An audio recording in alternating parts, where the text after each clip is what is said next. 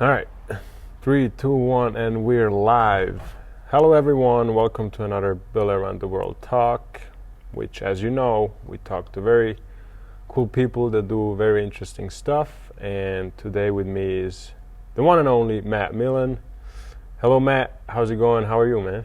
I'm good, man. Happy to be on here and get to talk and just have a good conversation. Yeah, let's talk hoops, huh? Yeah. All right. So people, I don't know, people that will listen to this podcast, they're not very familiar with you yet, unfortunately. But so yeah, tell me your story. So born and raised in Florida, Yeah. Orlando. Born in Orlando, raised in Orlando. Parents worked at UCF, so we like about 20 minutes outside Orlando. Born and raised, and growing up playing tennis and swimming and basketball, and then the Magic, Orlando Magic, they were really good when I was growing up and getting into sports. And That was with Dwight Howard. And yeah, like Dwight Howard, Rashard Lewis, J.J. Redick, Turkoglu. yeah, Turkoglu. Yeah. I mean, they had a really good team, and like my birthday was right around the time that the playoffs would start, and so we went to lunch one day, and then my parents were like, oh, like we have a surprise for you, and it was Magic tickets, and then like they played, I think, the Pistons when the Pistons were really good, and like Rasheed Wallace and Chauncey Billups and Ben all those, Wallace. those guys. So what was that? 2006. Mid to late 2000s, like early. Like I was probably about 10, 11 years old or something like that. Yeah. So 2005, 2006. Probably, Yeah. So, but the game was just so much fun, and it's like I want to do this. Like just the energy. That's and the main atmosphere. reason why you chose basketball. Like stop tennis, stop swimming, and things like that. Like I was like, wow, like this is awesome. Like I want to possibly do this one day or something. Like the energy and the vibe and things like that. And then like it was just fun. Like, and you play sports to have fun. So Yeah, exactly. It was, that's kind of what started it all. So the Orlando Magic gave you the idea that, like, yeah, I want to do this for a living, maybe. Yeah, possibly. And then I went to a lot of basketball camps. Like I said earlier, my parents were professors at UCF, so every summer, like they're teaching summer school and things like that. Like UCF has their team basketball camp for kids, like 3-4 weeks out of the summer. Like they just they take me to work or whatever, drop me off, and then I play basketball. And so like just being around that, like seeing college players as a young kid, like having them coach you as a kid, like that was like also like an inspiration, like aside from just going to one Magic game or something, finding inspiration, like you're around, like UCF is pretty good for like a mid-major program and things at the time, and like the coach was a really nice guy, and like it's just the kids were cool, so it was just a lot of fun. Just good stuff that made you choose basketball. Yeah, like it's just what I would do with my time, and like I was a competitive kid, and like do a lot of like one-on-one. Yeah, you are shooting competitions and things like that. So that was it was just fun for me, and I grew a little earlier than most kids. So like I found, even though I probably wasn't that good, like I found some success because I was a little bit taller than other people. So it was just like naturally something that I thought I was pretty good at, and like I just stuck with it, and then it became like an obsession to learn how to shoot and like learn the game and things like become a good player. And so I guess it just kind of started from there. Yeah. So high school, you only played basketball? Yeah. Okay. So you decided before high school that you're just gonna focus on basketball. Yeah, like because in America, a lot of people do, multiple sports when they're young, in school, high school, even in college. There's people that can do multiple things, but you decided pretty early that you just want to focus on basketball. Yeah. So I was like there was no football, no baseball, just hoops. Yeah. No. I mean, my dad had played football. My brother played football. Like I have a couple uncles that played football in college, like University of Florida, Vanderbilt, and things like that. But my dad had gotten hurt playing football, like pretty serious neck injury and things like that. So like I didn't want that to happen to me, because he couldn't play sports after that, and like that ended his sports career like his junior year of high school. So like just freak accident, something like that. So like I didn't want that to happen to me. And then like basketball is a lot more fun than, you know, putting on pads and voluntarily giving yourself brain damage. So that was yeah, I mean, a tennis court was like by where I grew up, so I took like tennis lessons there till probably 7th, 8th grade. And I mean, I still play tennis in the summers and things like that. So it's like still fun. Yeah, it's a lot of fun. Yeah. Like I love, like it's just you out there, like you're in control of everything that happens, whether you win or lose. Like I think that's a lot of fun. But yeah, I mean, probably 8th grade, I got on a good travel team, like Each One Teach One. They were the like premier travel basketball team in Florida, Nike sponsored and things. Travel like, team, explain. It's like AAU or? Yeah, okay. AAU. Like you go all up and down the East Coast. Which is usually in the summer. Yeah. It's not connected to your school. No. Okay. No, it's not connected at all. Like completely separate things. Like you have your middle school team. It'd be like club sports here. Basically like a club. Okay. Yeah. Yeah. So like university here, like the University of Basel, like where Ilya, our teammate, goes. Like they would have a team, and then Star Wings would have their own team. Club, like, but you could play for both technically. Like that's kind of how it works. Like yeah, because one is winter and then one is in the summer. Yeah, so like the school season is in the winter, and then once that's over, like done February, March, and then travel season will start April, May, and go all through the summer. So, but yeah, as a kid, I was on the team, one of the better players on the team, and like we were having a lot of success. And I was like, wow, like this is a lot of fun. We're pretty good. Like I like winning, getting those little medals and trophies when you win a AAU tournament. Not only the participation trophies. Yeah, like no. Okay. This is back before the participation trophies. Yeah, so like you get a trophy for actually winning, and then if you had a good, like I had a couple good tournaments, good championship games, and then whoever played well, the coach would give the trophy to, like the bigger one, not just the medal. Yeah. So I got one early on. I was like, wow, like I want more of this, you know? Like the feeling. Yeah, like when you work hard and you succeed at something as a kid early on, like you want to do more of that and you want to have more experiences. So that's just kind of how I got into it more and more, and just wanted to be a good player. You address working hard, so, and this obsession. So yeah, when did it really like click for you? When you're like, okay, I want to do this like every day. Like, I mean, you're a great shooter. For people who don't know, Matt Milon plays with me for the Star Wings, and he's one of the best shooters I've been in the gym with. You know, so even for me personally, I want to know, how did you get to that point? Like, are you just born with a natural gift, or did you really just work on this craft? And when, you know, like, how old does a little boy have to be when he's like, yeah, I want to do this daily, I want to get better at it, you know? For me personally, it was like 15, you know, that's when I was like, okay, this is fun, and you understand that you need to work hard to get results. So what about you? I mean, for me, like, it goes back to like the UCF camps. Like, there were kids way a little smaller than me, and like you play knockout and things like that, and I just started the game. So like, you know, as a kid, like you're not quite strong enough to get the ball to the basket, like you don't know the proper mechanics and things. And there were little kids who were, you know, proper form, like swishing threes and things like that, and I'm chucking it up with two hands, like at the bat, like basically just passing it very hard towards the basket, like no jump shot whatsoever. And like it made me really frustrated that I couldn't, like I was one of the first kids to be knocked out or whatever in the game, and that was like super frustrating to me. And so I told my dad, I was like, yeah, like I'm always coming in last or something, like that's not a lot of fun. And like at the very beginning, and so he taught me how to shoot, and then like all through middle school, like because I was taller than people, like he didn't let me shoot threes. So that was like the big thing, like get the form right, and then like once your form is right, then you can step back. So since I was, your dad taught you? Yeah, my dad. Yeah, and then good lesson.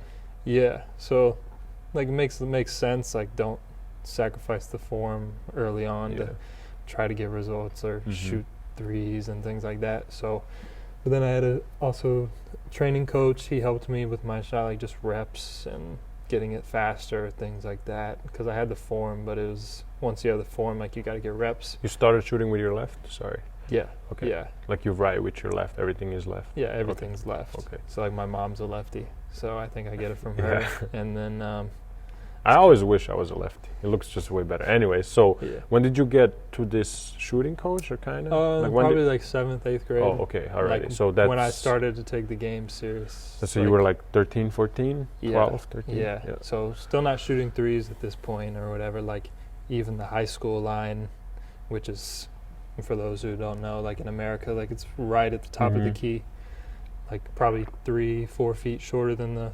international FIBA line. So it's basically a mid-range jump shot, like threes. So Kevin Garnett mid-range. Yeah, couldn't even shoot those. So it's like free throw line, jump shots, that's it. And then I stopped growing, and the kids are catching up to me. I was like, oh, maybe I need to work on the guard skills and things like that. So the range. Yeah, the range, and got a little stronger, things like that. Like legs got stronger, arms got stronger, so I could start to shoot farther. And then probably 8th, 9th grade, that's when I really I was like, okay, I need to start shooting threes and things. And then that's just kind of where the range came from.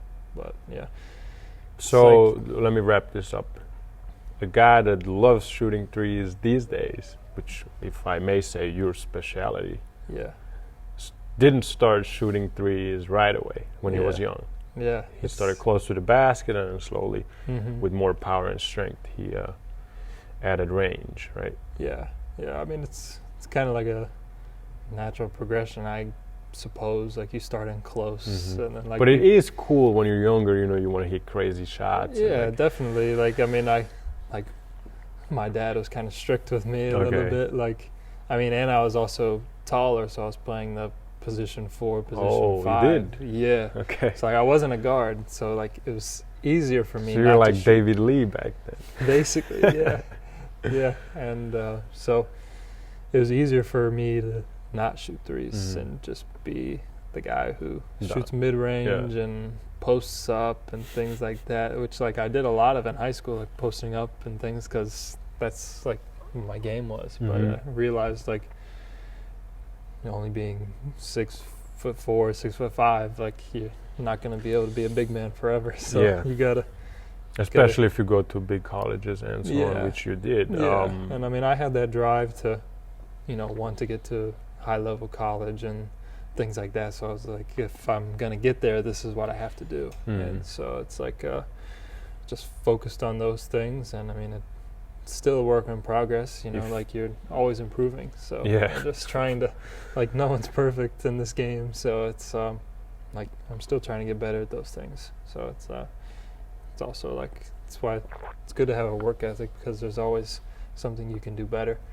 Like, no, I mean, even LeBron is still trying to get better. Yeah, and there's no finish line. Been in the NBA since 2003. You just can't stop. What's the limit? There's no limit, right? I mean, there's always something you can get better. Like, I mean, basketball is an imperfect game. Like, you're never going to play a perfect game. Like, there's always something you can do better, always something you can learn from, no matter who you are, no matter how good you are. So that's kind of the beauty of it too, is like you can have a great game, but there are still things like you could have done better, you could improve on for next game, be a little bit smarter, react a little bit quicker, taking this shot, maybe not taking that shot. So it's that's why I love the game too. It's like always something to be better and strive. Like you're never a finished product. Never. Yeah. Well, in general in life, we should look at it this way, Yeah, I mean that, and it's also like like you said, a good life teacher. Like absolutely, you never settle for anything. Like you achieve one goal, you like give yourself a little pat on the back, and then you like say what's next. So you move forward, and like always becoming. Yes. Like you never. Or as David Goggins would say, you put something in your cookie jar. But then we keep going, Yeah. Like always wanting what's next, like never finished, never just settled. So much more, absolutely. Exactly. No, totally agree. And, okay, so high school, pretty successful career, right? Like, tell us, how many points you score? Scored like 2,300 points, something like that. Like, second leading scorer by all time. Kind of mad about that, but played 4 years varsity.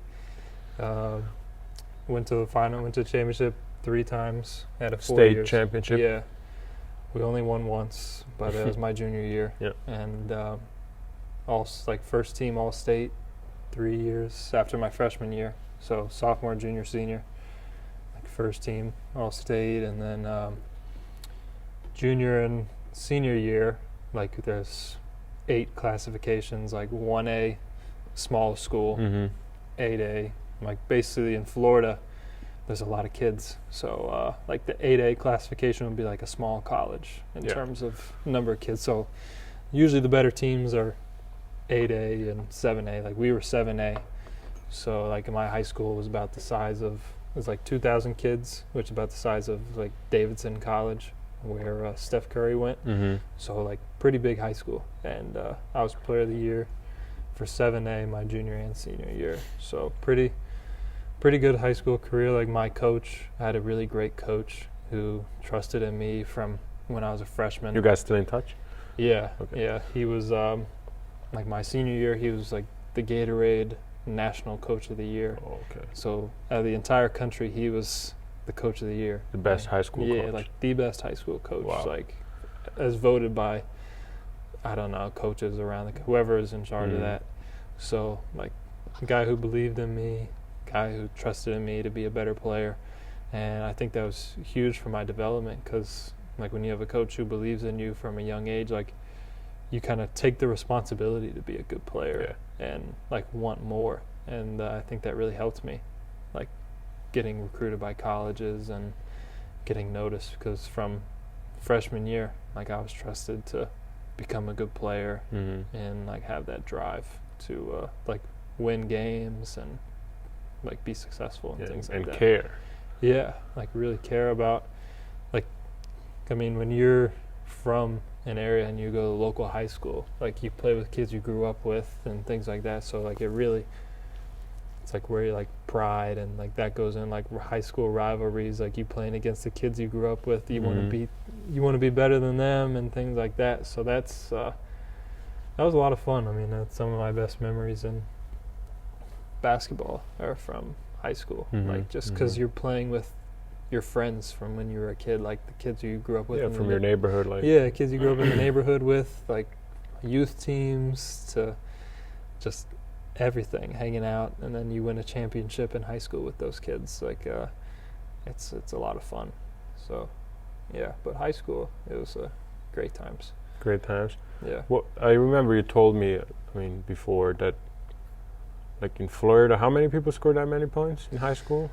Well, I mean, in Orlando, it's pretty rare to play varsity as a freshman, and like as a freshman, we went to the championship game, and so you play a lot as your freshman? Yeah. Okay. So I averaged probably about 14 points per game as a freshman. That's tough. Yeah. Yeah. That helps. 13 or 14. Yeah.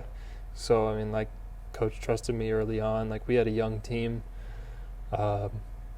Really weren't expected to make it that far my freshman year. Like, we were probably about 500 or something, but then playoff time it clicked and we made a run, and then from there, like, we saw what we could do because we were all young and people coming back, and so that's that was nice. But I forgot your question. No, I just asked how many other people did score. Oh, yeah. Because you told me that I got it's sidetracked. Sorry. Like in Orlando, you scored. Probably like I scored over 2,300 points, and which not many other people did that. No, right? A lot of people don't. Like I said, play from freshman. I remember, like, a lot of people don't play freshman or 4 years of varsity and start, and then also have the luxury of playing about 30 games a season because you're going to the championship pretty much every single year. So that helped, and but yeah, I mean, like my coach, he just told me to score and rebound and things like that. Like, Matt, you need to score. If we're gonna win, and so like my teammates, they trusted me and things like that. So that was You're really the main helpful. guy. Yeah, I was the main guy. Like you probably sophomore, junior, freshman, senior year. Yeah. Like the last 3 years. Yeah, Okay. like I was basically 20 plus a game for 3 straight seasons. sophomore, junior, senior year, and then And luckily never got hurt. Like yeah, nothing. I think I twisted my ankle junior year. I Not- missed 3 games and 3-4 games, and I'm in the second leading scorer in my school history. So I think if I would have played all of them, I was only like 150 points away. So maybe I would have had a chance. Like you have a couple big ones. Yeah. If didn't get hurt, then 3 games, drop 50 each. You're there, right? Oh yeah.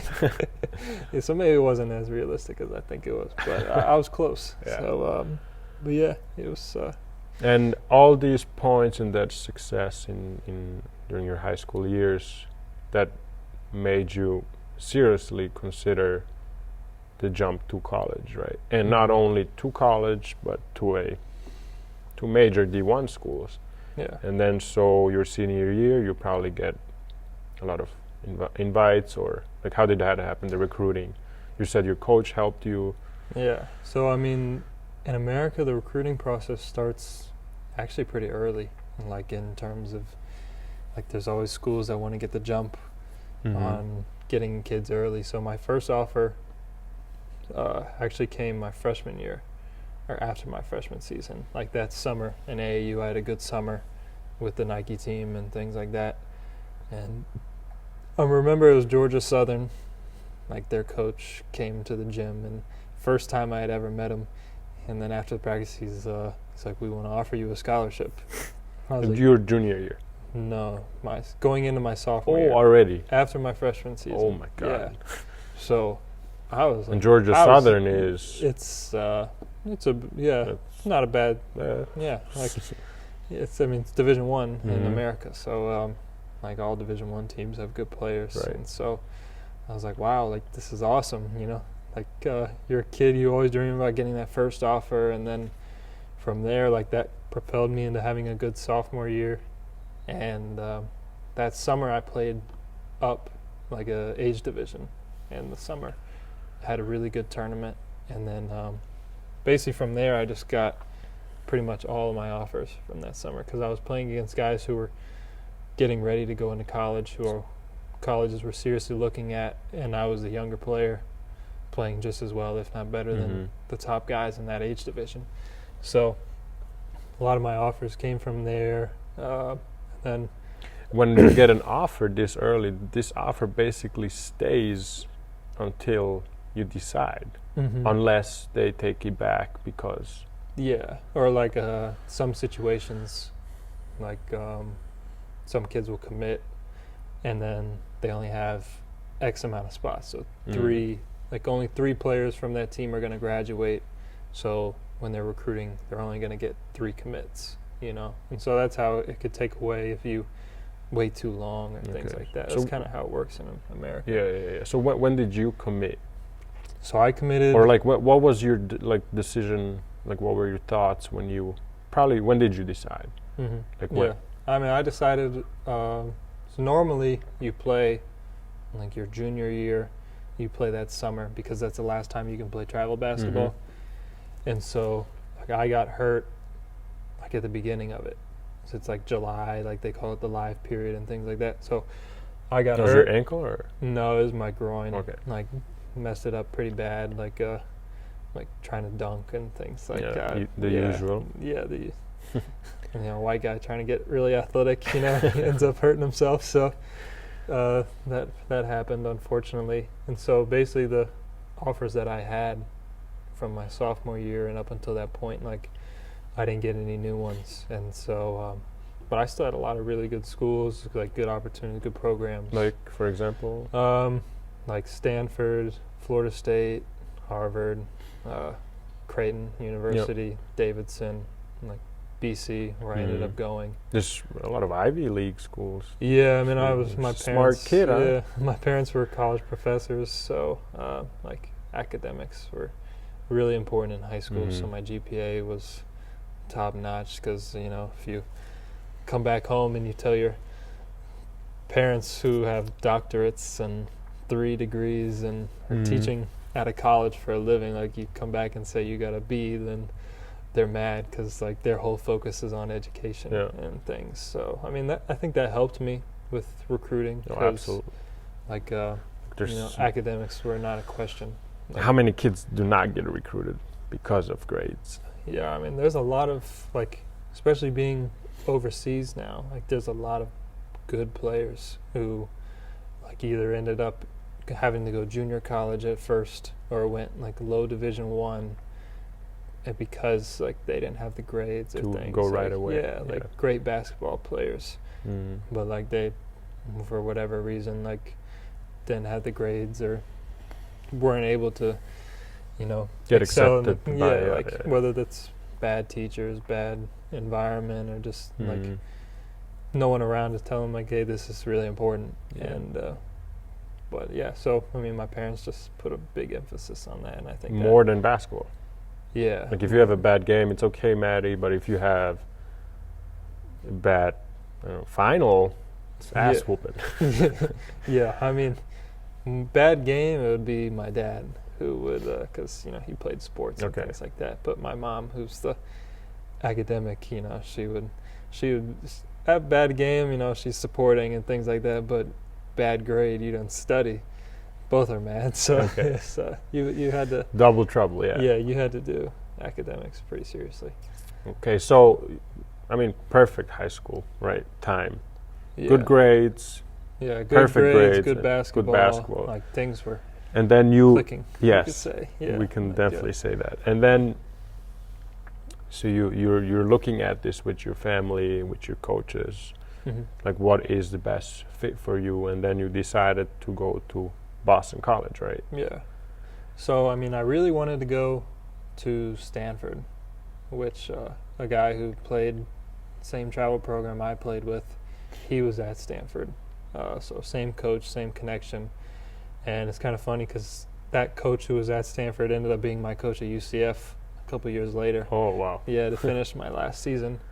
But they had they were in California. Stanford is in California. They had like 2 California kids commit like out of the blue without taking visits, and then they only had 1 spot left, and they had to go with a big man.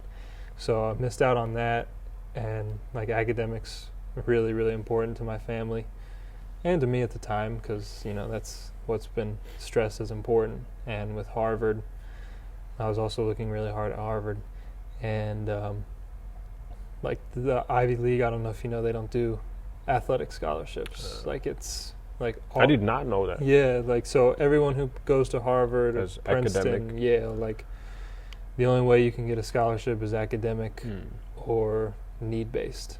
So like both my parents are college professors, so we weren't going to get any need based money. Yep. And so like it really, I think like my parents supporting me and like paying for the travel stuff, like paying for all the training over the years, like it didn't seem right to me to have them like pay $300K total. If you would have went to Harvard. Yeah, if I went to Harvard, Mm-hmm.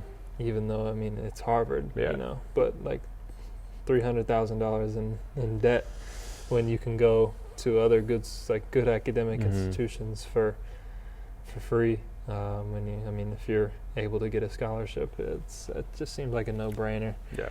So Boston College is also top 30 school, great academics, and it's in the ACC, like Duke, North Carolina, also Florida State, where my brother and my dad Great went. city too. Yeah, it's in Boston. Right. Pro teams, all that thing. So I mean, they had a brand new coach. And it was his first year was when I was committing, and he was like, "Yeah, I want you to be one of my guys," and things like that. So it was really promising, and like it's private school, but in the ACC, and good academics, good competition.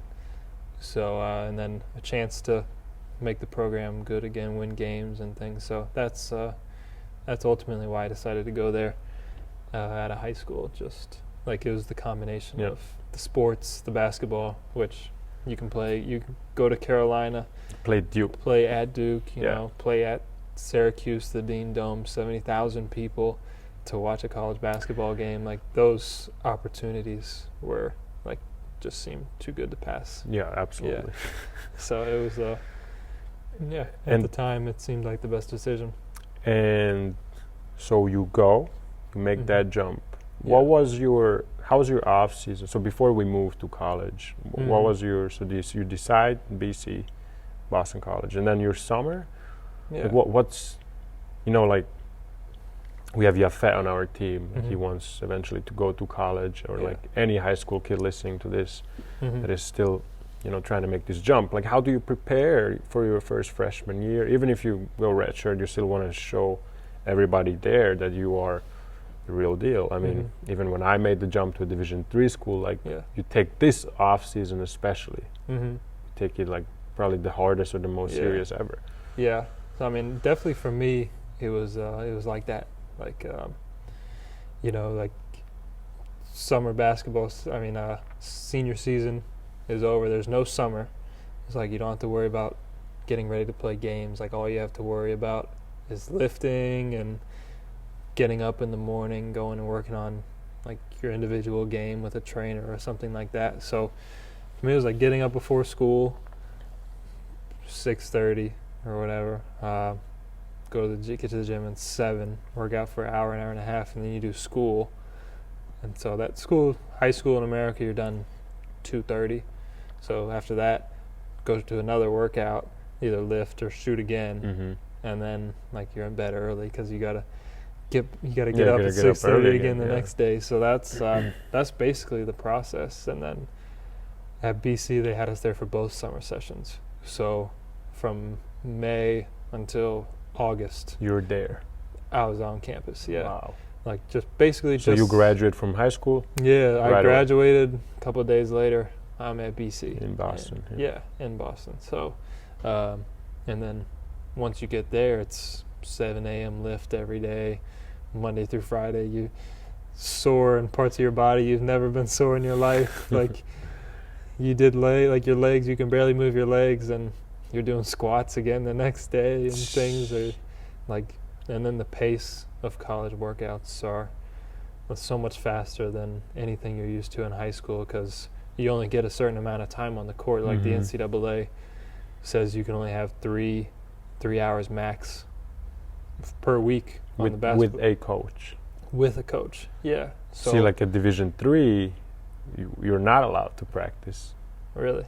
Only strength coaching. No. Yeah. So no head you coach. get 8 hours in the summer per week, and then I think this past year they finally. A ridiculous rule, by the way, but we don't have to go into that. Yeah, it's just weird, the NCAA. I guess whatever. It's to prevent some coaches from going over the top. Cause, like we've all heard stories about crazy coaches, but in college. But so it was 2 or 3 hours, something like that, and so you'd have 3 workouts a week, and then 5 lifts. So that's how it'd be, like 3 hours on the court, 5 hours in the weight room, Monday through Friday, and then on the weekends the coaches go recruiting because it's in the summer. So, and then on your own you can go to the gym anytime you want.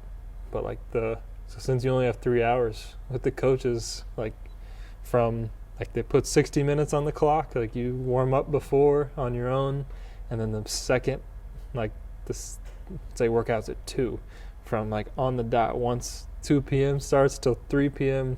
like you're going hard, like no water breaks, no anything. Like if you're getting a break, it's for free throws in between drills.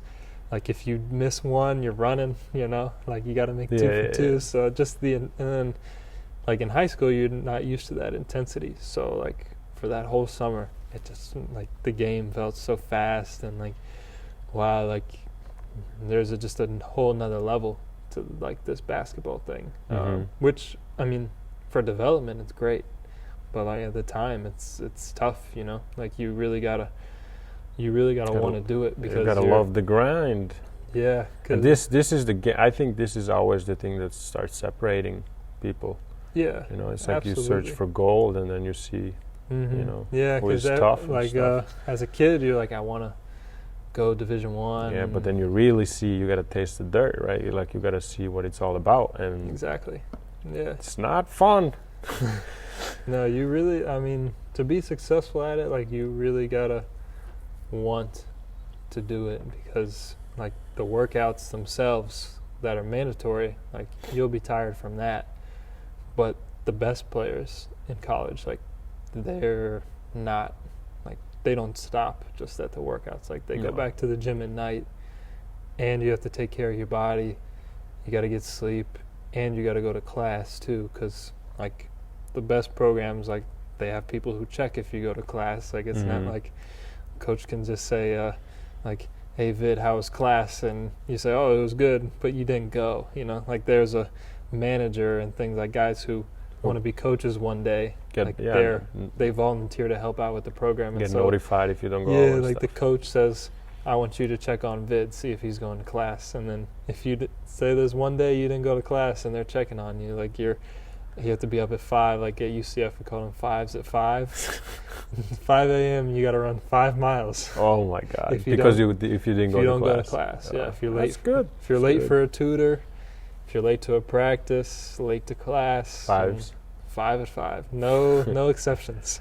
So that's like, you got to be very time management. Like, you can't mess around with your time. And Yeah, that's a big adjustment for a lot of people When they 'cause- make that jump, Yeah. because a lot of people don't see that. When they see, they watch, they see Mhm. Zion Williamson and stuff Yeah. like. They just think it's like tra la la la. You just Mhm. study communication, you go to class, or you don't go, and then you can just Yeah. take your exams in the plane and just Mhm. chill. Yeah. But that's maybe for Yeah, that's it. That's for the select few guys Yeah. who are able to go one and done. Like me, myself, like basketball, natural talent, and things like that. Like, I've had to work hard for everything I got. Like, stopped growing in freshman year. Like, I wasn't taller than everybody else. Mhm. So then once everybody caught up, like, if you're gonna be successful, you gotta have skill and do things the right way. So, yeah, I mean, though, like Ben Simmons and Zion, Exactly, like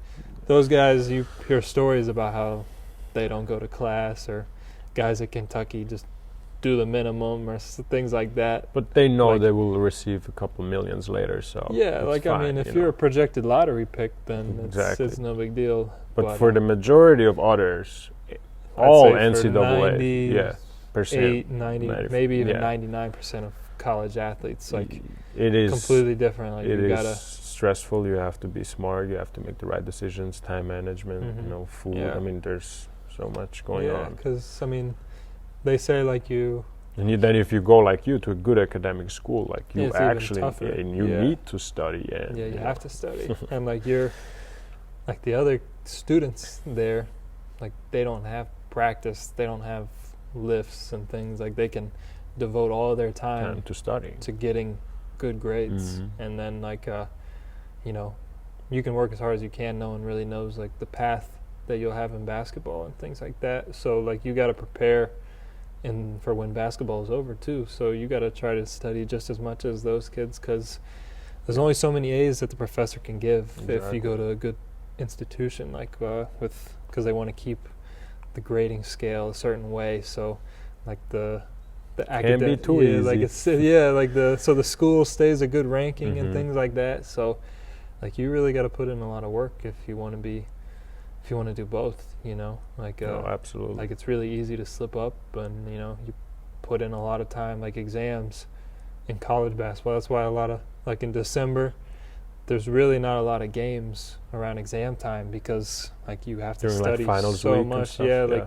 like Duke will play a Division II school, or like they'll pay another school to come play because it's exam time and things Mhm. like that. Like at William Mary, we would always play a Division III school, like during exams, because like there's just so much time you have to devote to studying, and mentally, like, your mind isn't on basketball. So it's you got to get really good at time management and just learning, like, okay, basketball's over now, like I gotta focus on now, like, my homework, assignments, going to a group meeting, like a lot of group projects in college. Mhm. So it's definitely a lot of work, for sure. Yeah, so kids don't underestimate being a college athlete. Yeah, I mean, there's definitely Yeah, there times is. for fun, But it's and, not things American like Pie. that. No, no, definitely not. It's you gotta want to be there. Yeah. That's for sure. Yeah. So, okay, you arrive at BC freshman year. You redshirt. No, so I Okay. played about 18 minutes a game. Okay, I was freshman a year. freshman, yeah, average about 5.5 points, some 6 points, something like that. And then next year? Yeah, so kind of didn't really have a great situation there at BC. Like got a little homesick. It was really cold. But you did meet your girlfriend there? Yeah, I did. Oh, okay. After the season. After the season? Yeah. When you decided to? I had already decided I was leaving, yeah, you which told me was that. very unfortunate. Ah. Wish things would So you would have stayed? Possibly. Oh, okay. Yeah. Because then you maybe would have never gotten homesick. I had already decided around Christmas break, I kind of was I'm not really enjoying myself here. I was playing, but I just wasn't that happy. So you want to enjoy basketball, I was doing everything I could, working hard, trying to make friends and things, but at the end of the day, just wasn't that happy. So I just kind of decided I was going to make a change. And then once the season was over, you go home, it's warm, you get to go to the pool, things like that. And then you're like, wow, being outside the cold is nice and things like that, like being with family, away from family. Yeah.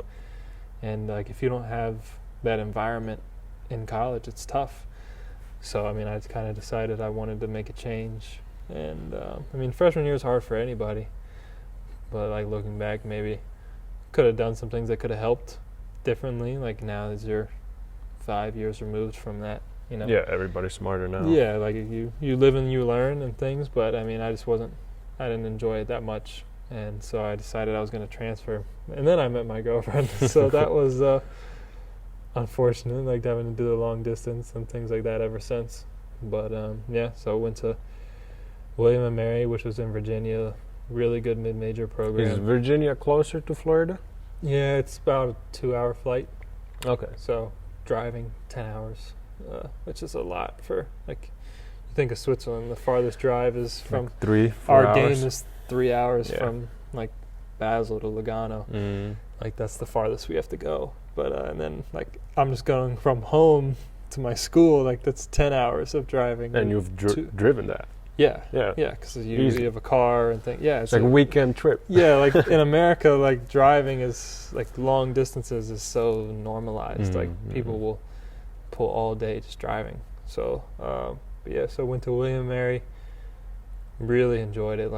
There was a real family environment with the team and things like that. I redshirted there, and I had 2 really good productive seasons.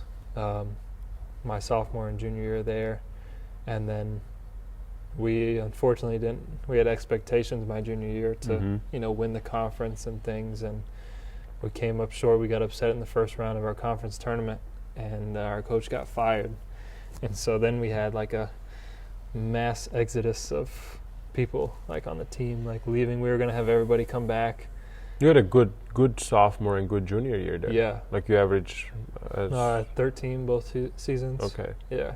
So we scored a lot more points my sophomore year. Yeah. So in terms of points per minute or something like that, I had a much more productive junior year, but we scored less. So it was less possessions and things. We played very fast my sophomore year. But so good sophomore year, even better junior year. But then coach gets fired. My roommate decides to leave. He ends up in North Carolina. 2 other starters leave. One goes to UMBC, who beat Virginia in the tournament that one time, as a 16 seed. Another one went to Northwestern, which is in the Big Ten. Yep. And our big man, who was our best player, he put his name in the draft for the NBA. What's his name? Nate Knight. Okay. He plays for the Hawks now. He's on the Hawks. Okay. Yeah. So that guy. Yeah, he's a good player. Yeah. So he was national mid-major player of the year and things, averaged 20 a game 3 straight years as a big man in college. So very good player. He was he didn't know if he was going to come back, and so he didn't decide till late August if he was going to come back. So basically it looked you're looking around kind of that Will Smith meme, the guys in the room, no one else is there or whatever, empty house. So I was kind of looking wow, this, there's no coach, all my teammates are leaving. So I was well, I only have one more season at this, and so let me just put my name in the transfer portal, see what happens. And because I wasn't going to leave if Coach wasn't fired, because I had great friends, great relationships. Whole team was coming back. And you played and everything. Yeah, I was playing. Why did he get fired? We had a really hard non-conference schedule. So like probably one of the hardest non-conference in school history. So you got a lot of like, losses? Yeah, a lot of losses, like playing a lot of high major teams. Like we played UVA. They won the national championship that year. A couple other That's University? Virginia. Yeah, University of Virginia. So played Notre Dame. Like University of Virginia plays tough defense. Very tough defense. Yeah, almost. Our coach would always show it. Like, this is how we need to play. Yeah, it's like a lot of gap and stuff. It's even harder playing against it in real life. Yeah, so, I can imagine. Especially the year they win the national championship. Like down years, even when they're not the best team in the country, like that defense is so well coached. So that was not a fun game for us. But so we had a good conference season, but we had lost so many games in the non-conference that our record was still below 500 at the end of the season. That was and enough. We had expectations to win 20 games. Like in college basketball, for those who don't know, like 20 games is like the mark of success or whatever. Like you win 20 games in college, like you had a good season. Because you play around 30. 30 games, yeah. So you win 2 out of every 3 games. You get to 20, like recruiting, like, we've had 5 21 seasons in a row, like we're a good program and things like that. So we failed to meet expectations. New athletic director, like, wanted to make changes, shake things up, and so she ended up firing him, and a couple of years later she ended up getting fired this year. So maybe it wasn't the best decision. Maybe it wasn't. Who knows? We'll never know. Yeah. But we'll never know what would have happened if everybody came back. But so I put my name in the portal, and UCF was an option, like Virginia Tech, Ohio State. Those are my top 3. And like UCF was a buzzer beater away from beating Duke and going to the Sweet 16. The year before, like Taco Fall was on the team, like really good players. And So parents. Yeah, parents go there. Like they teach there. Yeah, And it's what is the school? 30 minutes?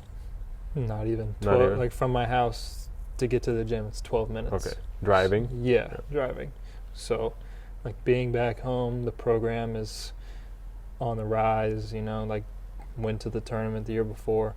You only have 1 season left, and like at William Mary, everybody's basically gone. So it's like, what would be my best experience with only 1 season left? And so I wanted to go back home and things like that.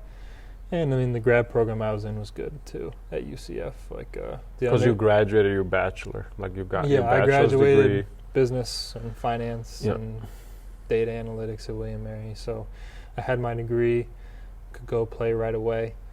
And like undergraduate at UCF, depending on what you do, it's okay or not so good. But the grad program I was in was top 5 in the country for like business and sports management. So I was still going to get good academics and play for the parents my happy. family, play in front of my friends every single game. So it's warm. Yeah, it's warm. I get to lay by the pool all year long, stay tan, like that's nice. Yeah, absolutely. But yeah, so that's kind of how I ended up there. Like, some people might look from afar, like 3 teams over the years, like maybe that's too many, or he can't decide on a school. But like the circumstances are like, I didn't want to transfer at all in high school. Like, you see all the kids who transfer. It's like, oh, I'm not going to be one of those guys. I want to be loyal, right? Yeah, like I'm not going to be that guy. And then you live through the things, and it's like you do end up being that guy, like 3 schools and things like that. But I mean, well, you got to do what at the end of the day. Yeah, I mean, in the recruiting process, like a lot of lies are told.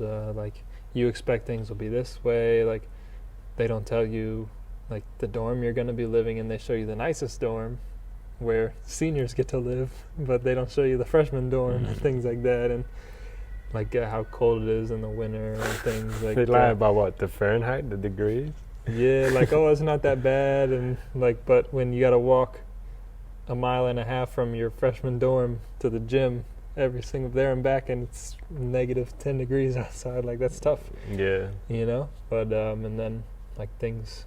Well, you could have Googled it. I mean, yeah. No, I didn't either. I didn't know Wisconsin was cold. You yeah. know? Like, it is what the it is. wonderful tool that is Google. Yeah. Tells you everything. But you know, you're young. You believe what people are telling you. You know, you trust your parents. You trust The coach. the people around you. You trust the coach. Like, you had like all the coaches you've ever had were nothing but truthful to you. You know, like why would they? Like, why would this be any different? So that's like another thing. Like, some coaches in college play games and. Oh yeah. But yeah. Because you're young, you're naive. It's first time, you know. Yeah, and then there's also like expectations. You know, you don't win enough. Like, some changes can be made from like the athletic director and things like that. Like, things just out of your control, you know. And then from there, you got to do what's best for you, or what you think is the best move for you. Which you did. Yeah. Two times you changed. Yeah. So I mean, I went to BC, changed to William Mary. It worked out really well for me, and then like our coach unfortunately just got fired, and then I was able to play. Like, it was an up and down season. You know, I was benched for half the year because I started out in a shooting slump, but then worked my way back to starter At UCF? Yeah. So you were senior year. Yeah, conference slate.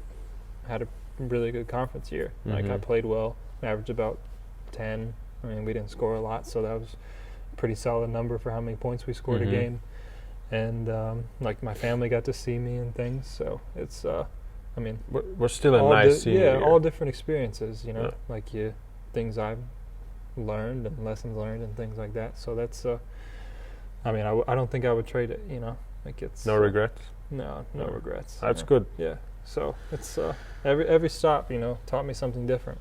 So that's I want to ask you, how is it, because you know, you changed schools 2 times. I mean, 3 different schools in 5 years. Yeah. How do you, I mean, I noticed you're pretty chill, you're a cool guy, you know. It didn't take too long to realize that he's like, it's fun on the court, off the court. Yeah. So is this just personality, or like, how do you get into a new team? Like, what would your advice be if like someone transfers? Like, how do you, because it is a new program, new culture, how do you adapt? Even now when you get to Starvings, to a pro level, like, how is it, you know? Like, yeah, I mean, I feel like I've always, like, probably in high school I was hard to like talk to, like really quiet and things like that. But I think my freshman year, like at BC, the thing like I probably learned the most was like, you got to go out of your way to try to make friendships and things like that. Like, especially when you don't know anybody, you know, like new team, new school, you know, the South, the Florida versus the Northeast, like completely different mentalities of like in the South, it's very friendly, like manners and things. In the North, it's like very individualistic and like just focused on what you have to do. And so like if you're not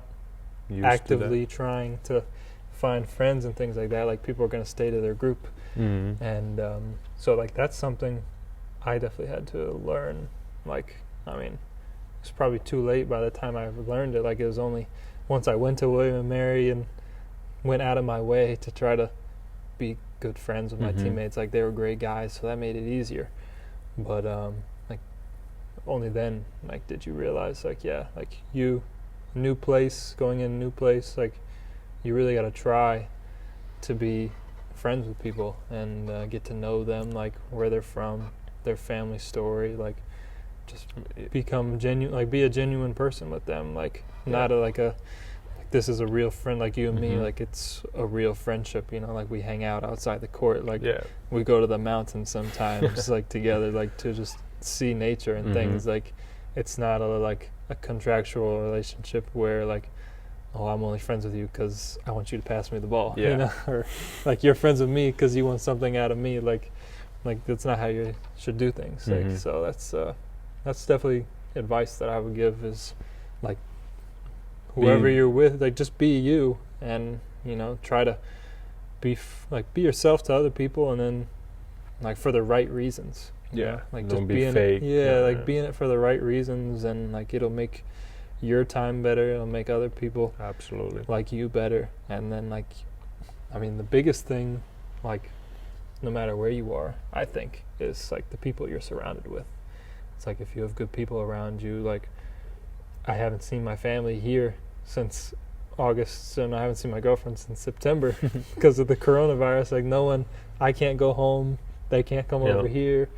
So it's like what makes it easier is like even though I only met you guys at the end of September after quarantine, It's like a good group. Yeah, like It's funny. like wish we could have win some more games, but Yeah, I mean like in terms of like friendships and like, hanging out with each other, like I mean there's obviously some days you wish you could see your family and things, but most of the time like the guys are so good and the friendships are so good that you know you really don't notice. It's like you forget about. Like you forget about the homesickness and things. Like I mean I like that's also like advice one of my coaches gave me is like don't go over there and just stay in your room. No, like that's can't do it. Especially if I mean young kids, if you're listening to this, like go to college, like don't just be the guy from Europe, like try to, because I mean Americans, like I remember when I had European teammates, like they're like, oh, he's from Slovakia or something, like he's foreign, like you got to go out of your way to be friends with them because it's easy to get labeled. I mean Americans, we judge people like right or wrong, everywhere, Americans typically judge people who aren't from America. So especially like in basketball sense, like even in the NBA, like European like soft, European like players, fundamental, like flashy stereotypes and stuff, like things like that. So like that's you got to know that going in and just be yourself. And I'd just like, just be friendly, just be yourself, be friendly, and then I mean. Because you are the new guy, if you change school, you transfer, get to a new place, you need to adapt, you got like you observe, and then you can't just bring the other culture there if this is not really how they're clicking, So there needs to be adaptation, but it's that balance between be yourself and adapt, Yeah, and it's also like different people's personalities. Like if, excuse me, like if someone needs a little more encouragement or something, like you probably try not to complain about, like if you guys lost, you probably try to encourage more or speak more positively or instead of negative. And then there's other people who love to talk about negativity, so I mean everyone's different. So you just got to know like different personalities and I mean always being yourself, but also like if everyone has their own life experiences. So you come from Zurich, like also Serbian background and things. Like I'm from Florida. Like how you grew up is completely different than how I grew up. But like no pool here. But like yet we're still here in the same place together. You know, like our paths both are crossing here. So it's like, how can we be the best friends and that's have just the best relationship? I think it's like you can background cool whatever, but at the end you're still a human, and you need to socialize. You need that human interaction, and I mean that'll just make your experience no matter what you're doing. Like if you enjoy, don't try to be the lonely wolf. Like if you enjoy who you're with, if you enjoy the people around you, then like I mean even if you're struggling, like it'll make things better. Absolutely. Because like people have your back, you have their back, and it's like let's get through this together. Yeah, so you get invited to a podcast, it just opens so many doors. Like you be a good guy, and eventually you get asked to come on the pod. So yeah, right. Get to drop some knowledge. Yeah, and hopefully I can go chill at the pool in Florida someday. You never know. It's whatever you want, it man. That's all I want. I mean, especially after this year of Corona. Right. Need some sun. So. Okay, so I would say, you scored 1,000 points in college, played major D1 schools. I mean, you said no regrets, so that's the only thing that matters. Like good career, happy career. Yeah. And then you do take the next step, which is to go pro, right? Yeah. And we don't have to talk about this season. We'll maybe talk about this another time, but so that's another milestone, finish college, chapter done, now we move on. Yeah. And different from high school to college? Yeah, I mean, I would say it's Like different. recruiting, off season, everything. Yeah, Take me the through. off season is a lot different because I mean, my first experiences with like the free agency market during COVID. Yeah. like, Okay. Yeah. Whether some teams are even going to play in the first division, whether like this team is going to decide to take foreign players or just go with national players for the year because they want to save the money, or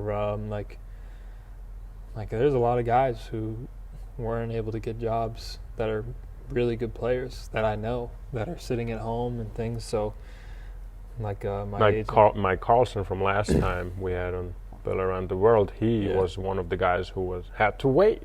yeah.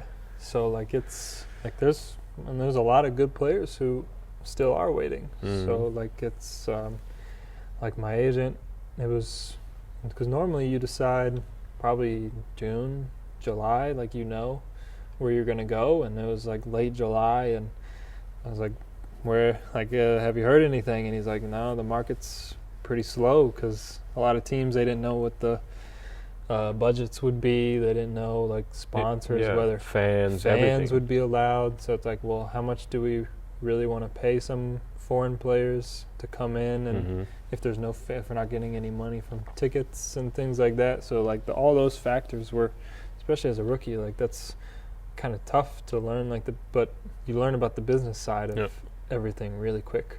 And Savag, my agent, he's like, you're gonna have this opportunity in Basel for the Star Wings and rookie year and things like that, and like get started. And so I mean that's ultimately like August 1st came, and like the contract was finally sent to me or something. And so that's kind of how it worked. But I mean the difference from college to pro is no class. Like how hard you want to work is really up to you, like more time.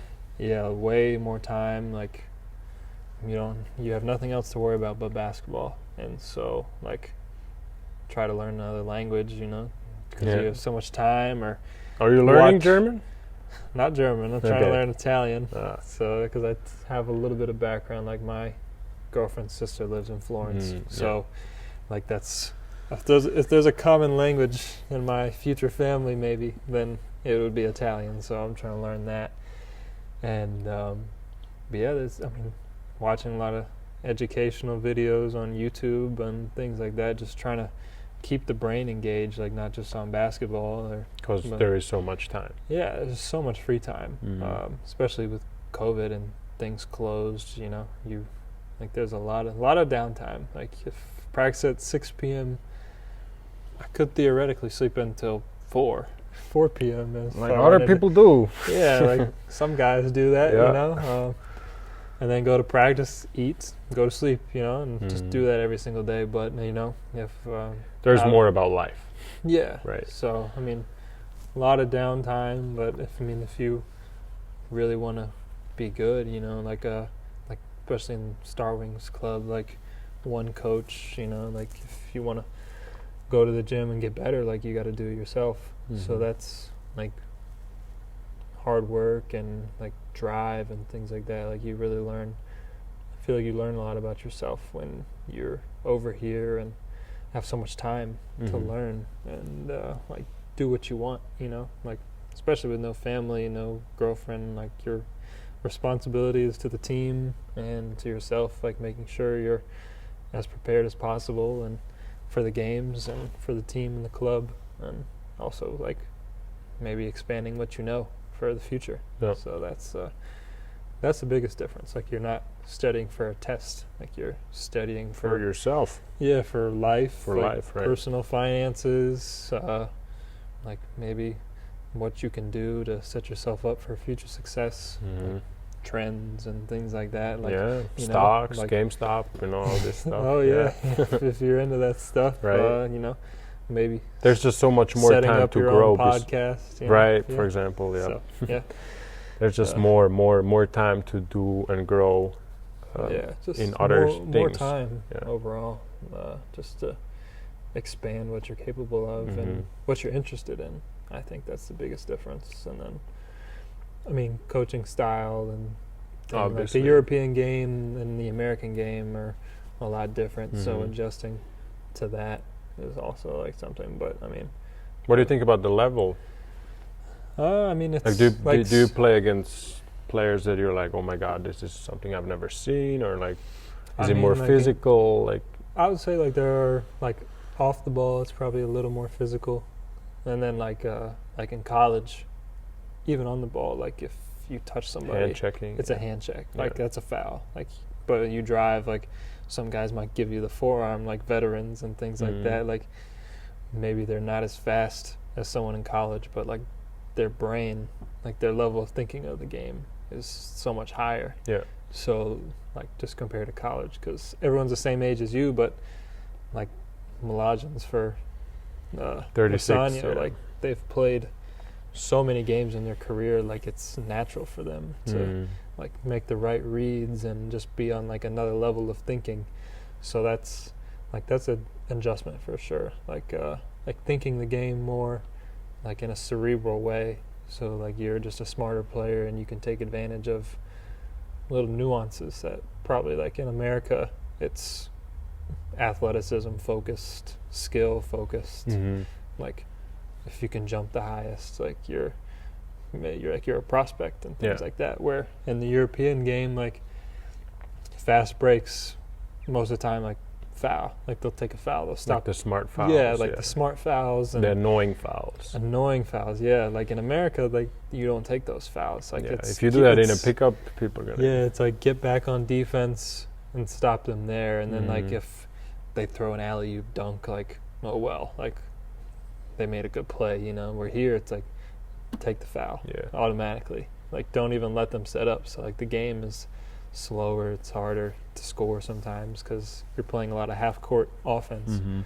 So it's like you really gotta execute and things like that. Like your So- plays. You would just say like more experienced players, like kind of like Yeah, more IQ especially plays. in Switzerland. Like there's not many rookies. Yeah. Like you and I are rookies, and Mhm. like a lot of guys on our team are rookies, and like you look around the league, like there's really not a lot of other rookies that are playing. Like there's Yeah. only 9 teams in the Especially import guys. yeah, especially the import guys. Like some other teams have young Swiss players and things, but Mhm.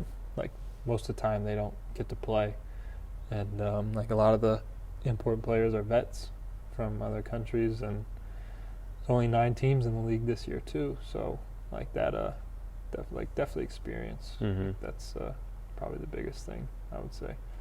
It's still a fun game, is it?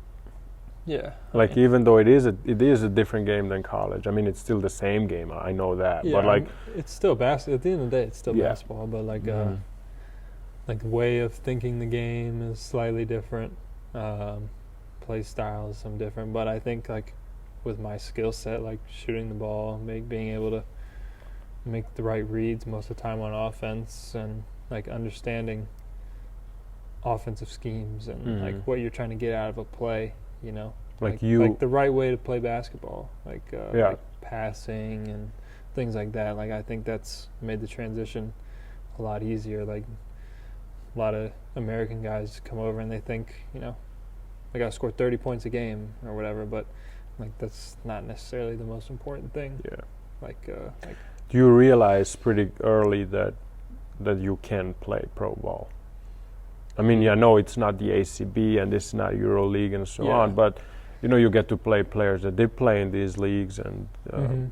play against, you know, like Fribourg, they play across Europe and stuff, so you can see, and then you put yourself, you know, on a scale, and then I'm pretty sure you think like Yeah. like very confident of yourself that you can definitely play this, yeah, and yeah. that you can go higher, right? Mhm. Like that's your. Yeah, I mean, I'm assuming that's your goal.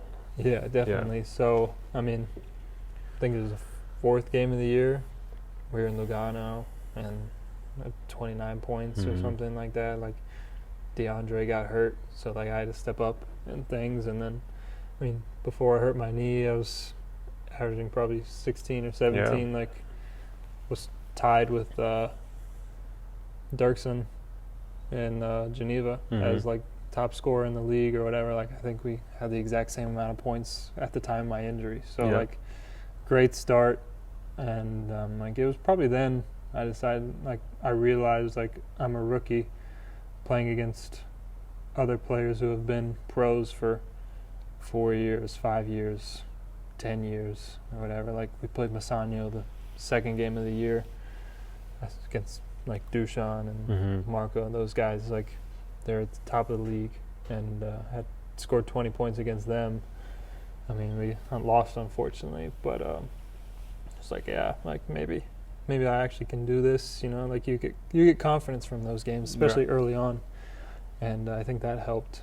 And then, I mean, being hurt, being out a month, and then, like, coming back, it's taken some time to get, like, the rhythm back and like game action and things like that. But I mean, I definitely think, like, moving forward. Yeah. Oh, same. Like, I mean, yeah. You know.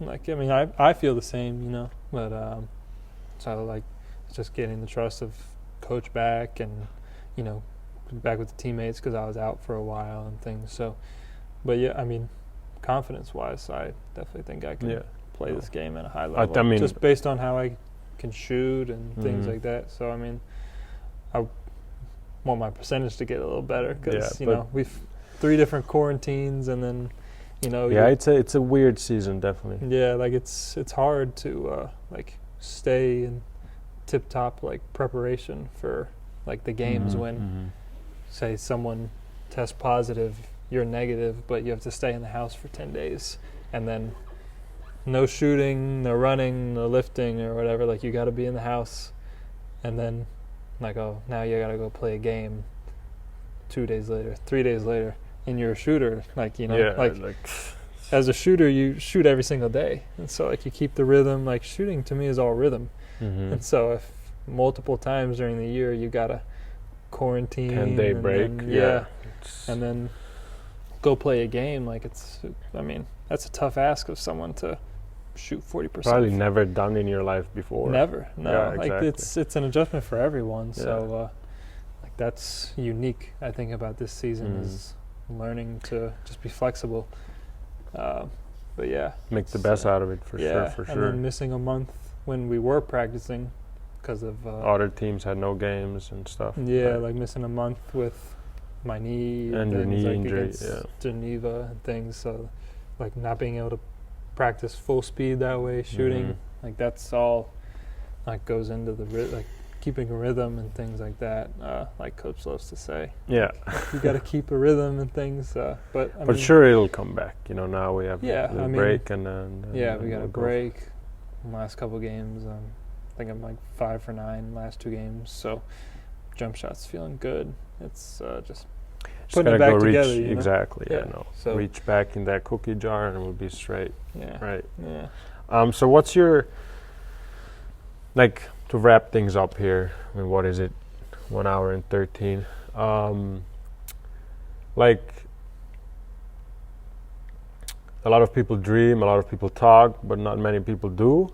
So definitely, how do you, or what would you suggest or tell someone, like, if I'm a little kid, like, hey, Matt, how do I become a pro like you? How do I score 1,000 in college? How do I get a scholarship or whatsoever? Like, how do I become the best basketball player I can be, you know? And, you know, I asked Mike this, we want to ask all our guests if they played pro ball, like, what would they tell someone? So what would you say? I know we brought it up a little bit, but just as a closing chapter here. Yeah, I mean, I think for me, it's probably, it all boils down to, like, it's cliche, but, like, how hard you work. Like, if you're going to be good at anything, you got to put the time in. Like, especially if you're not the most athletically gifted person. Like, I mean, you and me, like, we probably know as well as anybody. Like, I mean, sometimes I can get up and get a couple dunks, but, like, for the most part, like, I'm not walking in the gym as the most athletic guy. So then, like, how do you compete? You got to be skilled. You got to work on your game. You got to be able to shoot, like, the fundamentals. Like, the best players in the world, like, they have the best fundamentals. Like even if they're not the most athletic, like they do something, the fundamentals of the game that is better than everyone else. And so like having the skills, that's important. The work ethic, like being a good person, like that's also really important. Like I think a lot of people underestimate like just being a good guy, like a good character. Yeah, like high personality. character, good personality. Like people want to play with you and be your teammate. Like colleges want to recruit you. Like coaches want to have you in their program. Like even professionals, like he's gonna handle his business. He's not gonna cause any trouble. Yeah. Trouble. Like that's also a the big whole thing. package. Yeah, because I mean you can be a great player sometimes, but you're just But like if you're a bad person, then they're not gonna want to deal with you unless you're just so good that they can put up with that. Rarely. Yeah, I mean that's really rare cases, like ex-NBA players who probably go overseas and things like that, like just because they're so much better than everybody else. But like for most of us, you're gonna have to be a good guy, and I mean I think that's just for life, too. That helps, and then having fun. That's something like when you enjoy things, you're gonna want to do it more. And it's not stress. Yeah, like there's right? It's like a passion, Yeah, like I mean, there's good days, there's bad days, but when you do anything, there's gonna be good days and bad days. So like it's learning from the good days, learning from the bad days, and then like never settling. Like JJ Redick.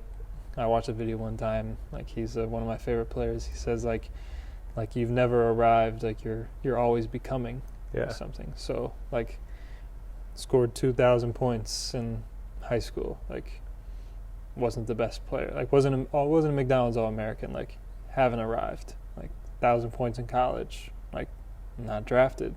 Like haven't arrived. Like in Switzerland. Like signed a pro contract. Like that's good. But there are higher leagues in Europe and like more of everything really, like that you can want to. So like still haven't arrived. Like so even LeBron like looks at this. He is still like, becoming, ladies and gentlemen. yeah. So like you're never, like I said, like we talked about earlier, you're never finished product. Like even like I said, LeBron like 4 rings or whatever, but he's still trying to chase Jordan. Like to get more rings. Like. No, he hasn't. Like LeBron doesn't even think he's arrived. So, if the best player in the world hasn't arrived, then like who are we to say be settled on like I don't have to keep working hard and things. So like I think that mindset really it's very humble, very humble. Yeah, I mean I think that mindset like. I mean you are confident, but you are very humble at the same time. Yeah, like the confidence, and then like your confidence comes from your preparation. Yeah. Like I've shot hundreds of shots every single day leading up to the game. So like when the moment comes in the game, like why am I nervous? Like, I've done this so many times, and that's something like, I mean, you still struggle with that, like you trusting yourself and trusting the work you've put in and things like that. Like that's a huge key to success in this game, I think. Like the mental side of the game, knowing the right plays, trusting yourself. Like the game is probably 85-90% mental, and then the rest is physical. Like if you can think better than everybody else, if you can have confidence in your abilities, like you practice for hours. Like the game, like leading up to the game, you get to the game, like that's the fun part. So like show what you can do. Like that's great advice I get. Like don't like always have fun. Like don't stress about the result of the game or like fear of the game, like, oh, am I going to score 20? Am I not going to score 20? Like, trust yourself, trust what you've done, trust the work you've put in, and confidence. Like, I think that's the biggest thing. Like work ethic, confidence, and never settling. That's really important. Yeah, like, so you said hard work. Right, and then you said, hard work, enjoying yourself. Yeah, like have fun. Yeah. And never be satisfied with where you are, because that could lead to complacency, Like Yeah, then you put a plateau for you, yeah, and then you don't limit, grow anymore. You limit yeah. yourself. Like never. Like I mean, it's a cliche saying that parents will say like you can be anything you want, but like you got to think that way. You know, like you got to have goals, like set goals, and always strive for something to be better. You know, like I'm not the best basketball player in the world, but like I'm gonna try to be the best version, best version of me that I can be, and like the best, like try to be the best Matt Milon that I can be. And so like if I control my work ethic, control who I am as a person, like good guy, good all this, like do the right things, and just maximize my potential, then like I can live with no regrets, because that's like I did everything I could. Like I was the best version of myself, and so that's just be the best. Just be the best you know. Like be the best Vid, be the best Matt. Whoever's listening to this, like whatever your potential is, like maximize it, and like don't settle for less. Like don't let someone tell you you can do this, you can't do that. You know, just try. Like why not? You know, be the best person you can be. Yes, sir. And work hard, have fun, and be the best person to others as well. Yeah. Like be kind, you know. Yeah, be kind. You know? That matters. Yeah. Spread some happiness around the world. Sir. There's a lot of negativity out there if you let it get to you. So absolutely, just stay positive and enjoy it. You know, like it's a journey. You know, like as a basketball player, like you never know where you're gonna end up year to year. You know, like it's a journey. So just enjoy it. You know, like step by step every single day. It's do your best. You know. Do your best while you're riding this journey. Absolutely. Well, I think we have come to an end here. Yeah, you got no more questions for me. I mean, there's a lot of more questions. It's just time. But I think we've wrapped it up very nicely. I want to give a shout out to Conslake Club. Yeah, great spot. Conslake Club, yeah, great spot. Thanks for having us. Danke, dass wir da haben für Sie in dem schönen Club, der schönen Aufnahme. And yeah, we'll keep an eye on you and see you on Monday at practice. Yeah. And who knows, maybe someday, a couple of months, maybe in a year, when you're somewhere else, we'll see. Yeah. We can do another one of these. And for now, I say thanks again. Yeah. Like a little progress report. Yes, sir. To see if he's still alive, how he's doing. Hopefully, we're still kicking it, still shooting baskets. Yeah, hopefully, right. And but no, COVID goes away. Yeah, thanks again, and stay tuned, everybody. Thank you for listening. Thanks for having me. We're out.